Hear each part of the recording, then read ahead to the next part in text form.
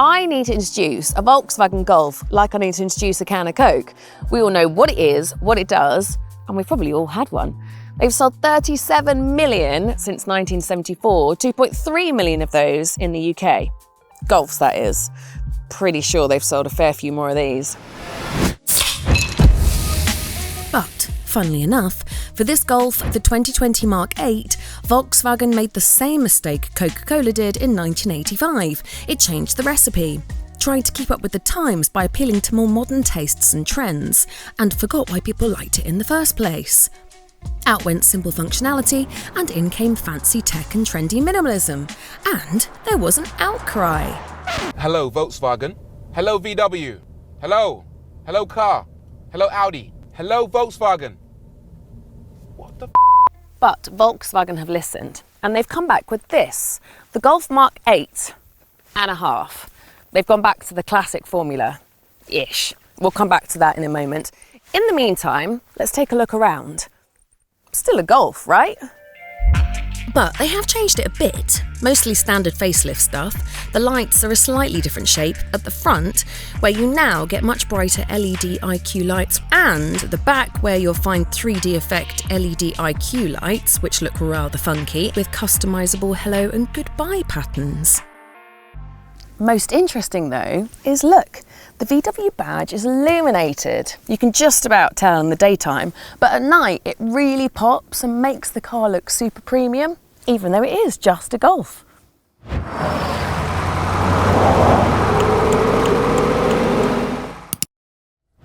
Up here, it's gone classic Coke, sort of. The problem with this version of the Golf was the infotainment system.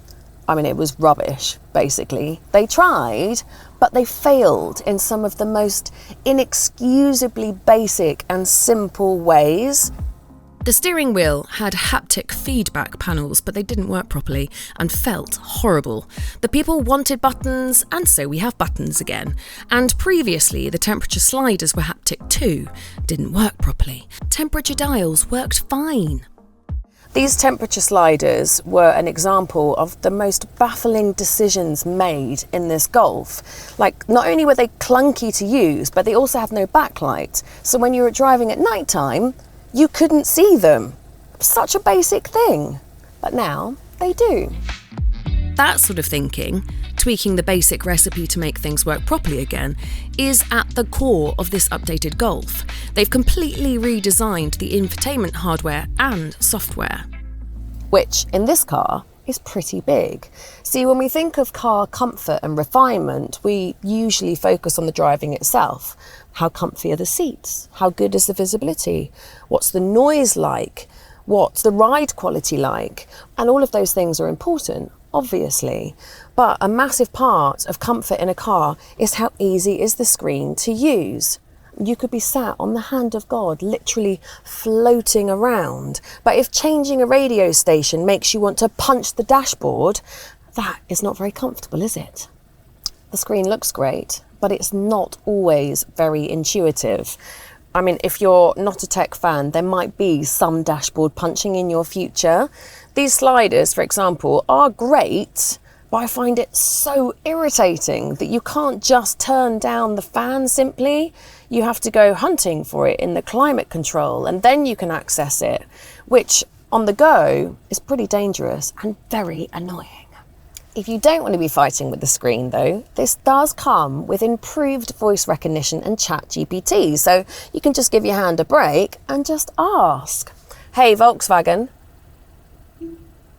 change the screen to dark mode."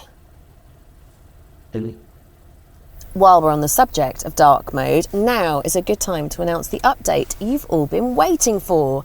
Dark mode is now available in the Autotrader app, both on Android and iOS. Whether you're buying, selling or leasing your next car, you can enjoy a fresh look that's easier on the eye day or night. It's one of your most popular requests, so we've put the work in to get it right for you. And so far, people are loving it. Try it for yourself. Download the update, dim the lights and find your perfect car without straining your eyes.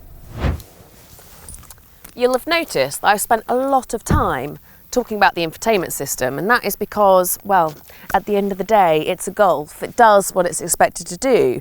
But in a world where big, tall, SUV-sized cars are the norm, how practical is it really?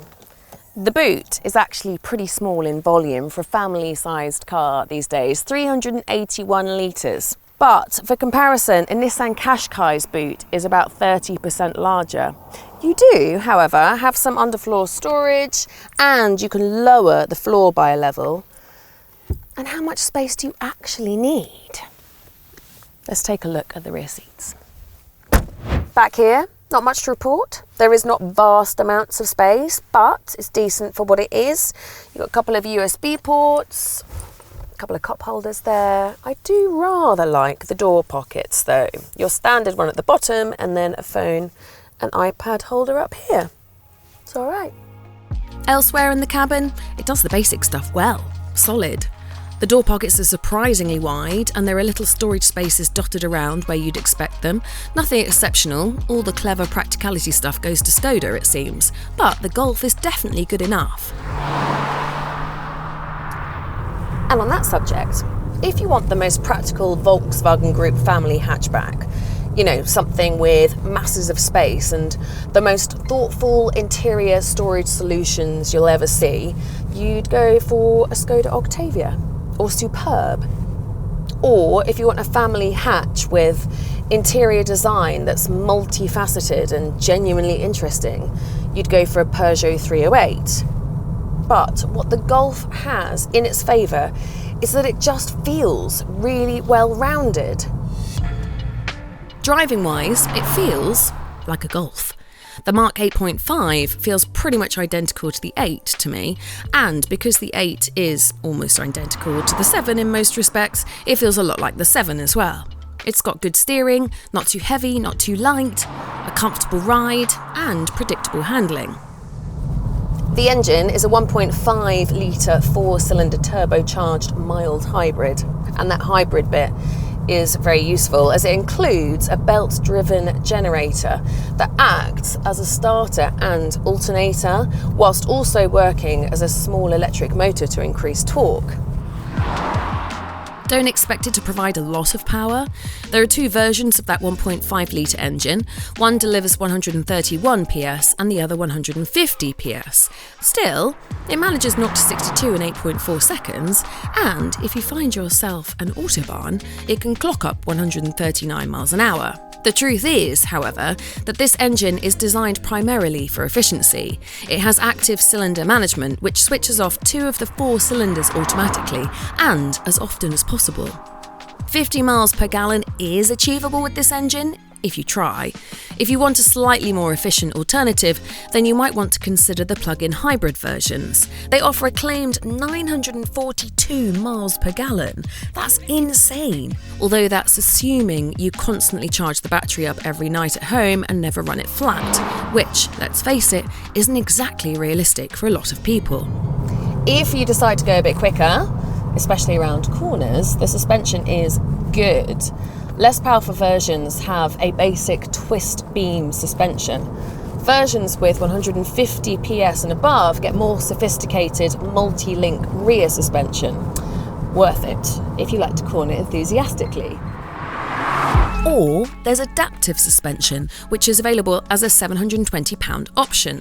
This lets you choose your own level of stiffness, from super soft, which is great if your local roads have potholes, all the way up to very stiff if you're feeling racy. I think what stands out for me the most, though, is just the feel of the thing. There are so many jacked up SUVs and crossovers now on the market where you feel like you sit so high. That obviously has its advantages, but I don't know, sometimes you can feel like you're sitting a bit too high. This just actually feels like a normal car, at a normal size, at a normal height. And that's the thing with the Golf. It's normal. It feels right. People like it because they know what to expect. And that's why it's like Coke. It took just 3 months for Coca-Cola to realise how much they'd upset everyone with new Coke and relaunch the original recipe. It's taken Volkswagen 4 years to do the same with the Golf. And while they haven't quite gone entirely back to the original formula, the changes have made it closer to being classic Golf again. Enough to keep the Pepsis of the car world at bay, if you like. And those Pepsis, the Peugeot 308, Honda Civic, the Ford Focus, they all have their own strengths. Peugeot has more personality, the Honda has better build quality and more space, the Toyota will run forever, and the Focus is much more interesting to drive. But as an all-rounder, the Golf is still number one.